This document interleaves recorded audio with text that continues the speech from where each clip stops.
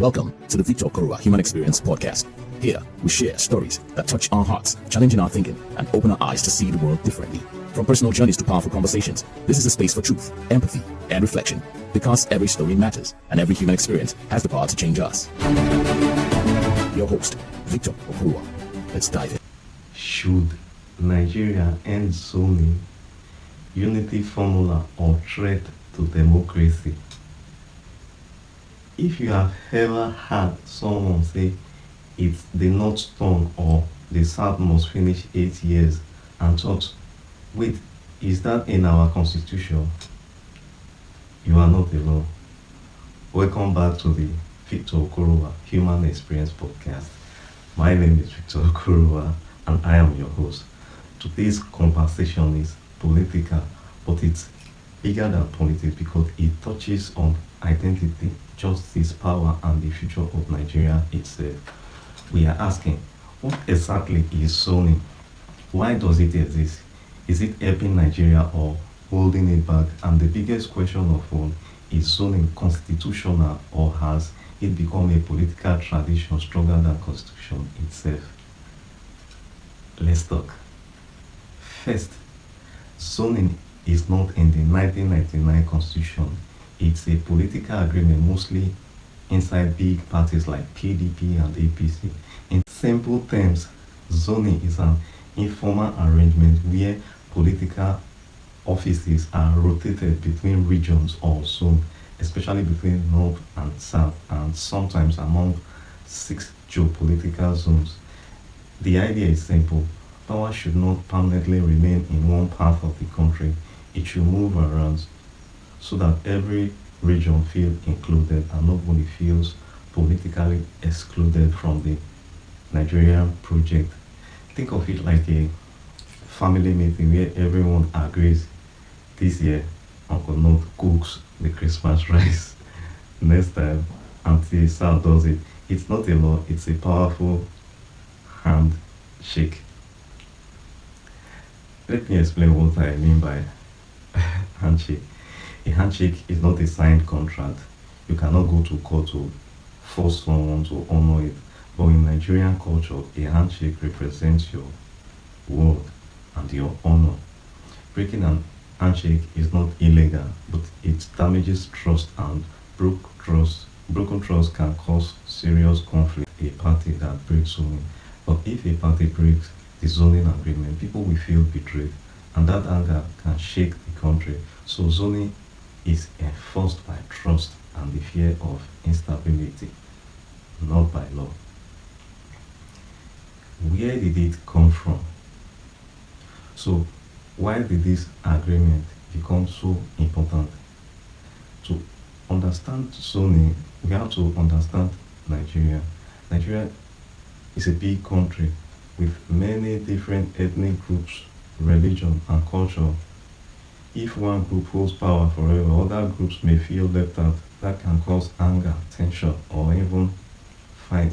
So after the military rule ended, political leaders made an agreement that said, let's share power, let the presidency move between North and South. That way every region will feel included. This agreement is not written in the constitution. No one can be arrested for breaking it. It's not a law, but it's powerful. Why? Because if a political party ignores zoning, people may feel cheated, and that can lead to instability. So think of it like a handshake between friends. A handshake is not a legal paper. You cannot go to court over it, but if you break a handshake, you break trust, and in Nigeria, that trust is what keeps the peace. That is why we saw the pattern. Obasanjo from the southwest, 8 years, Yaradua from the north, then Jonathan from south, Buhari from the northwest, 8 years. Now Tinubu from southwest. It moves around like a dance, north, south, north, south. Not because the constitution says so, but because of a powerful handshake.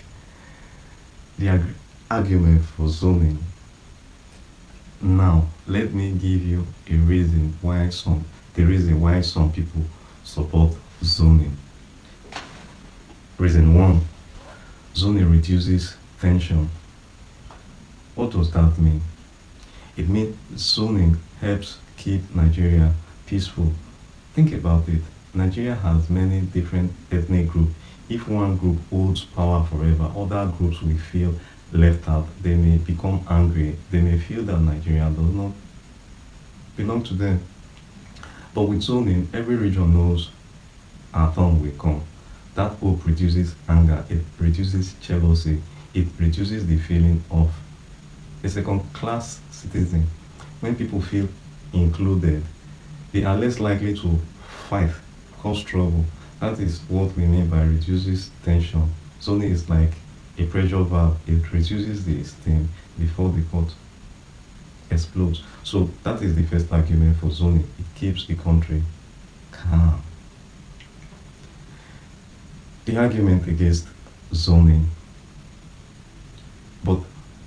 and this is a big but, critics strongly disagree. They say zoning weakens democracy. Instead of asking who is the most competent, politics becomes where is the candidate from. Instead of merit, region becomes the main qualification. If zoning says only the southeast can run this time, what if the best person is actually from the northwest?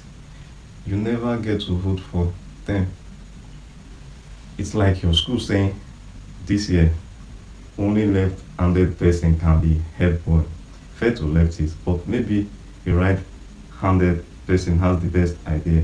Critics argue this can produce weak leadership because people support a candidate not because they are best prepared, but because it's their zone's turn. That raises a hard question.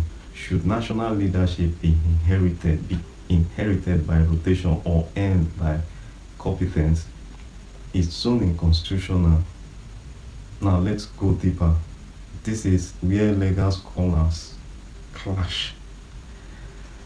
Nigerian constitution guarantees democratic participation, like it talks about federal character, inclusiveness, and national spirit, but it does not explicitly state that the presidency must rotate between north and south. There is no direct constitutional clause saying power must move regionally after each tenure. So legally, zoning likely operates as a political convention and party agreement, not strict law, and that creates tension. Sometimes party zoning agreement clash with constitutional democratic choice. Which should prevail? Party consensus or open competition? The debate remains unresolved. Before we go deeper, let me take a quick break.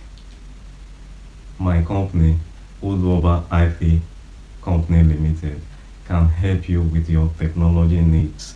We do IT infrastructure maintenance, website design and maintenance, digital marketing, e-commerce solutions provision, social media content creation, AI automation, and demand facilitation service. Need any of these? Reach out. Email uduoba7@gmail.com.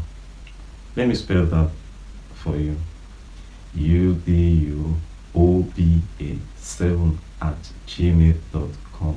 Again, uduoba7@gmail.com.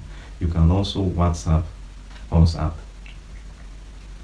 +2349123551537. Now, back to the show. Welcome back. The tricky part, parties change rules. Here's where it gets spicy, but we stay neutral. Sometimes parties follow zoning strictly, other times they adjust it, and that adjustment can make voters feel confused or cheated. But note, every party does this at a different time. It's not one party's issue. it's a system issue. So when people argue, it's usually not should zoning exist, but should we respect it this time or not? Now, the big question, unity or limitation, this is where the national conversation gets difficult because both sides raise real concern. Some fear domination and permanent exclusion. Some fear mediocrity and restricted democracy. So, what is more important, representation or merit, stability or open competition? These are not easy questions, and maybe the deepest question isn't whether zoning is good or bad. Maybe the real question is, has Nigeria developed institutions strong enough to no longer need zoning? Because in countries where citizens trust institutions, people worry less about where a leader comes from. The institutions protect everyone. But where trust is weak, identity becomes everything. Region matters more, ethnicity matters more. Maybe zoning is not the disease. Maybe zoning is a symptom of mistrust, weak institution, and unresolved national identity. My final thoughts, no sides, just fact. Here is what I believe, without taking any political sides, honestly. Nigeria deserves to know the truth. Zoning is not a law. No one will arrest you for breaking it. No judge will punish you. It is just an agreement between politicians, like two people shaking hands and giving their word. But because the agreement helps keep peace in a big, diverse country like Nigeria, it is powerful. And until we change our constitution or until political parties decide to do things differently, zoning will continue to exist. So when you hear it's their turn, ask yourself, who decided that? And when that turn ends, does the best person automatically wins? Don't hate the players, just understand the game. Now, I want to hear from you in the comment. Keep it respectful. Should leadership rotate by region, or should every election be purely based on merit? If zoning disappears tomorrow, would Nigeria become stronger or more divided? Drop your thoughts in the comment. And if you made it this far, thank you. Next episode we will tackle fuel subsidy removal.